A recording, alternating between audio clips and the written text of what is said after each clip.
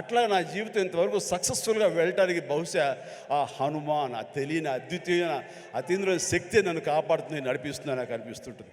అట్లాగా ఈ రోజున ప్రతిదీ ఆ హనుమాన్ అనేదే నాలో అంతర్లీనంగా ఉంది. కానీ ఎక్కడ ఎప్పుడు చెప్పుకునే అవకాశం కలగలేదు.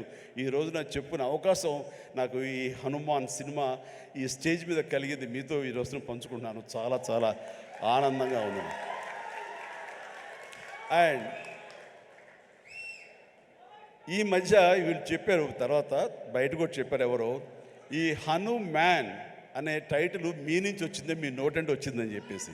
ఇందాక కూడా క్లిప్పింగ్ వేశారు. అది సమంత, అది ఆహాలో ఒక చిన్న ఇంటర్వ్యూ జరుగుతుంటే అక్కడ మీకు నచ్చినటువంటి సూపర్ హీరోస్, మార్వల్ హీరోస్ ఎవరు అని చెప్పి అడిగితే సూపర్ మ్యానా, బ్యాట్మ్యానా, లేకపోతే ఐరన్ మ్యానా ఎవరు అంటే నాకు వాళ్ళ పేర్లు చెప్పేటి, మన హనుమాన్ ఉన్నాడు కదా, ఆయన మించిన వాడా అంటూ నేను వెంటనే ఒక క్షణం పాటు ఆలోచించి హనుమాన్ అన్నాను.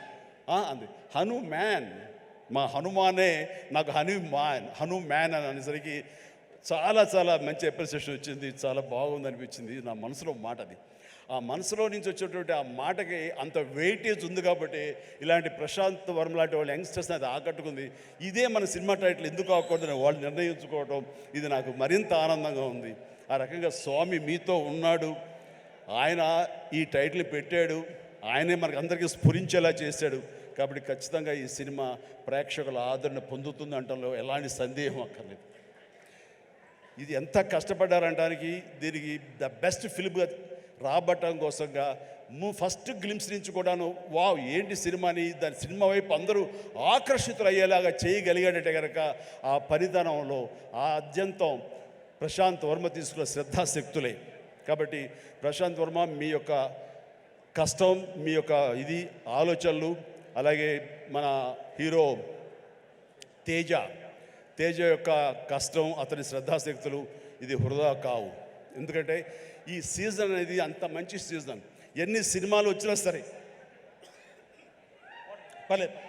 ఎన్ని సినిమాలు వచ్చినా సరే ఖచ్చితంగా ప్రేక్షకులు బాగుంది, మన కంటెంట్లో మన సత్తా ఉంది, మనకు ఆ దైవ ఆశీస్సులు ఉన్నాయంటే కనుక ఖచ్చితంగా ఆదరిస్తారు, హక్కును చేర్చుకుంటారు, పెద్ద విజయాన్ని మీకు అందేలా చేస్తారు. కాబట్టి ఎలాంటి డౌట్ అక్కర్లేదు.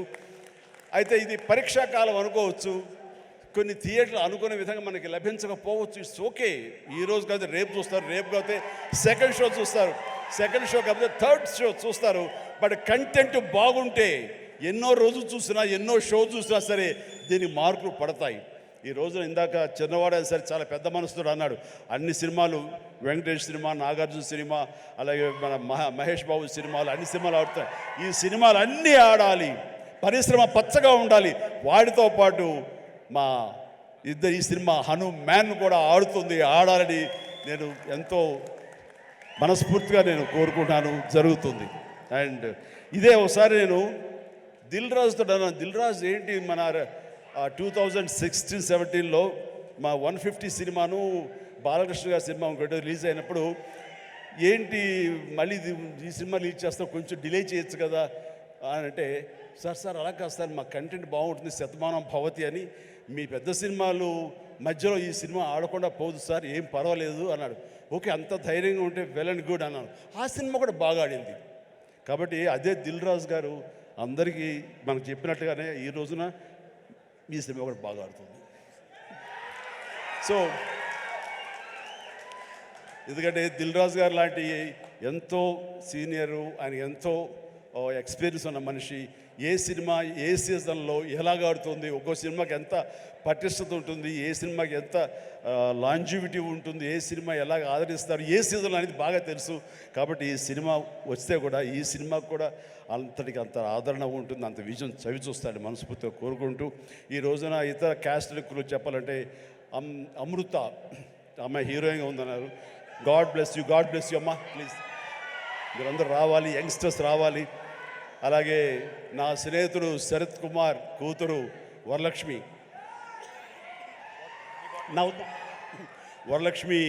శరత్ కుమార్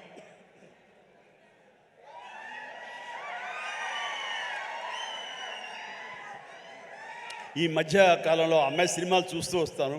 ఒక్కొక్క క్యారెక్టర్ ఒకలా చేస్తుంది. ఒక్కోసారి నాకే భయం వేస్తుంది, ఏంట్రా బాబు అని చెప్పేసి, అంత పవర్ఫుల్గా చేస్తుంది. ఈ కేటగిరీలో మనకి ఇంత యంగ్ అమ్మాయిలు అలాంటి పవర్ఫుల్ క్యారెక్టర్ చేసేవాళ్ళు ఎవరు లేరు. ఒక కొత్త జోనర్లో కొత్తగా ఉంటుంది.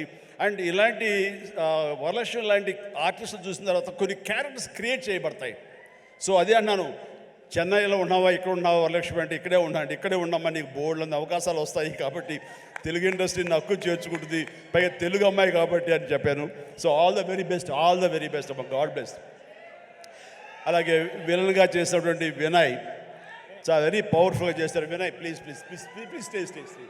Vinay wonderful, you look damn good like A Hollywood, you look A Hollywood villain and you have your own mark and you will have your own market here. Definitely all the very best. And ప్రతి ఒక్కరికి నేను మనస్ఫూర్తిగా చేస్తూ అందరికి చెప్తాను.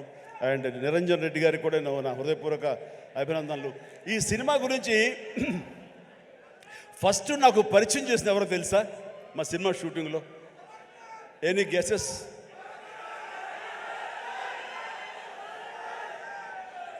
Getup scene.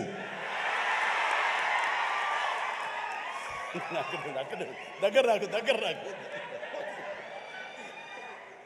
And getup Seenu, sir ఒక cinema చేస్తున్నాను sir నేను, మీరు హనుమంతుల భక్తులే కాబట్టి మీతో షేర్ చేసుకోవాలని. ఏం సినిమా, ఎవరు? మన తేజ తెలుసు కదండి, తేజ చేస్తున్నాడు, ఇలా ప్రశాంత్ అని డైరెక్టర్, ఏమంటే భలే ఉంది అని చెప్పి సినిమా గురించి సినిమా గురించి చెప్తాడేమో అనుకుంటే తన గెటప్ తన క్యారెక్టర్ గురించి చెప్తూ వచ్చాడండి. మొదటి వరకు బాగుంది, తర్వాత నిన్ను ప్రమోట్ చేసుకోవడం నాకు కొంచెం ఇంకా బాగుంది. సో అంటే ఒక సినిమాలో బాగుంది అంటే ఏ క్యారెక్టర్ ఇచ్చినా సరే అది అంతగా అలరిస్తుంది అని ఆ సంతోషం నాతో పంచుకోవడం తెలుస్తుంది. అతను చెప్పుకునే విధానం బట్టి ఆ సినిమా ఎంతగా అతనికి ఆకట్టుకుందనడానికి ఇది చిన్న మచ్చుతునక. అండ్ ప్రతి ఒక్కరికి, అటు కెమెరామెన్ గారికి, ఇతర కాసర్ల గారికి, కేకే గారికి, లిరిసిస్, ఇలా ప్రతి ఒక్కరి మ్యూజిక్ డైరెక్టర్ గారికి, ఇలా ప్రతి ఒక్కరికి మనస్ఫూర్తిగా నా హృదయపూర్వక అభినందనలు తెలియజేస్తూ నేను చెప్తున్నాను, ఒక్కళ్ళలో కూడా ఏమాత్రం డల్ అనేది పెట్టుకోకండి. Cinema super duper hit. That's it. జై హనుమాన్, జై హింద్.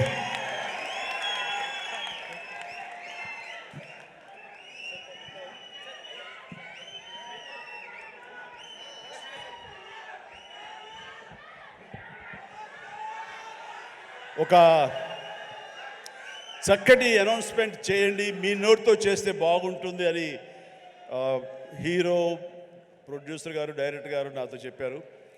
ఈ సినిమా రామమందిరం అన్నది ఇదే సమయంలో అక్కడ రావటం, దానికి మా అందరికీ ఆహ్వానం రావటం, రేపు 22వ తారీఖు మేము అక్కడికి వెళ్ళేందుకు అన్ని రకాలుగా సంసిద్ధం అవటం, ఇవన్నీ కూడా ఒక శుభ పరిణామం. ఆ సందర్భంగా వీళ్ళు ఏమన్నారంటే, మా సినిమా ఆడిన రోజులు వచ్చే కలెక్షన్స్లో ప్రతి టికెట్పై 5 రూపీస్ రామమందిరం అయోధ్యకి ఇవ్వడం కోసం సమాయుత్తం అయ్యాడు.